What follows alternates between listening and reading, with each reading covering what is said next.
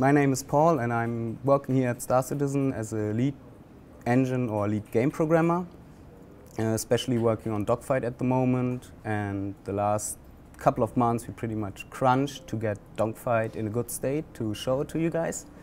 One thing we worked the last week or the last weeks, getting all the items and all the subsystems together.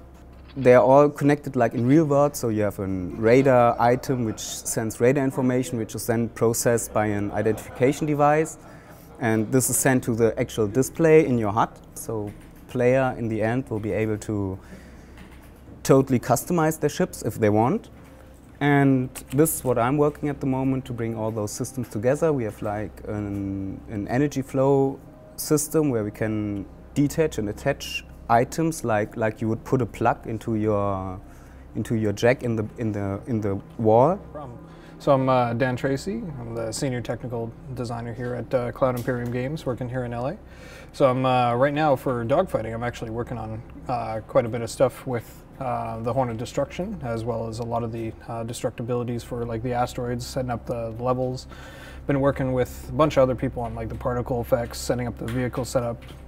Basically, I've touched a lot of the parts in the animation. You name it, I've done it. So I'm just going to be showing off a little bit here of like the Hornet destruction of what we currently have set up. So on my weapon mount here that I got, I'm actually going to be shooting at the wing. We got some sparks from the hit impacts, and you can see here where I'm actually blowing up parts of the wing. We got little jibs flying off from the stresses that are going to be hitting the ship.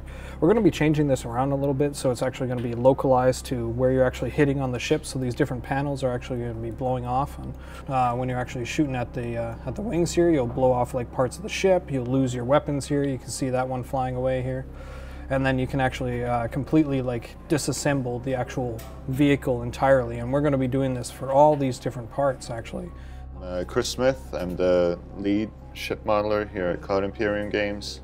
And I'm going to talk a little bit about the destruction pieces and how we made them. What I came up with was a sort of kit bash design that I used all over the place on the ship to make it quick and efficient and easy to make. So kit bashing is like when you, from real life modeling, you take existing pieces from other models and put them together to make a new piece, to make a new model. This is the tail wing here specifically. You know, we're kind of breaking them up by sections. These are all the different damage states. What we're doing is, the first damage state will be like real low, you know, just panels flying off. And then the next stage, you know, a little bit bigger piece will fall off, and so on, you know, until basically the whole thing just comes off and it's just a burning wreck. So what we had before was more of a style guide for how we were going to have the HUD look, but we didn't really have a functional design of what was going to be on there and where. So what we did in this meeting was mostly hammer out what we're actually going to show and when and on which display. And so that informs what I'm doing and what sort of inputs I need to program for the HUD. So now that we actually have an early version of the dogfighting module working and everyone can actually fly the ships, I'm starting to get actual feedback on what's useful and what's not, what's in the wrong place, what's unintuitive, what's intuitive. Hi, I'm Alan Precourt. I'm the senior lighting and cinematic artist here at Cloud Imperium Games. I've been working for the past couple weeks on the dogfighting module, specifically lighting the Hornet. What I do is I often will sit right where the pilot sits, where the player is going to sit.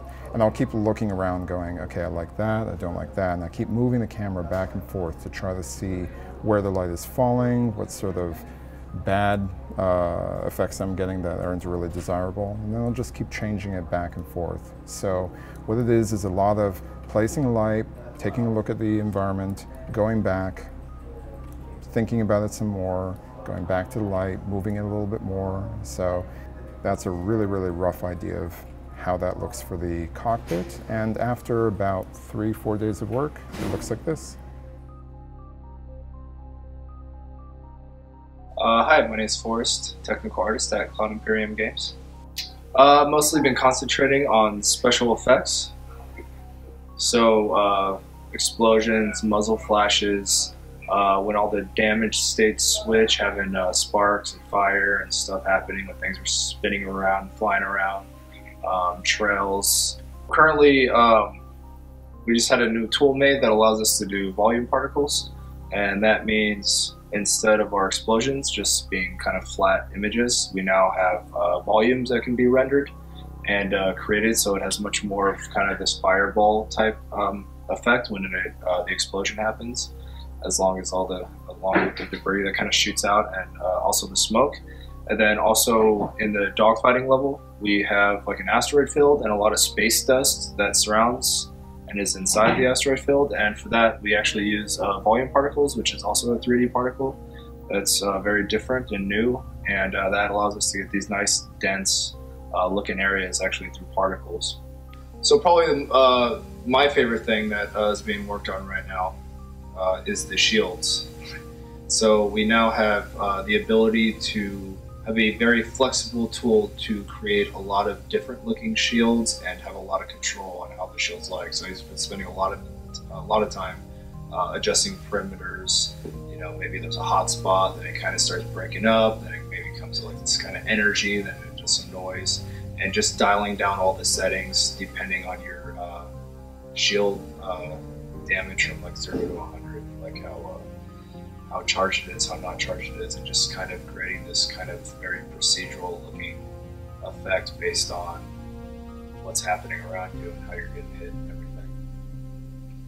Cool. So the most challenging thing in regards to the dogfighting level is to really balance performance with gameplay, because we want lots of asteroids in there, we want lots of exploding asteroids, but it also has to run on the network, and it has to be fun.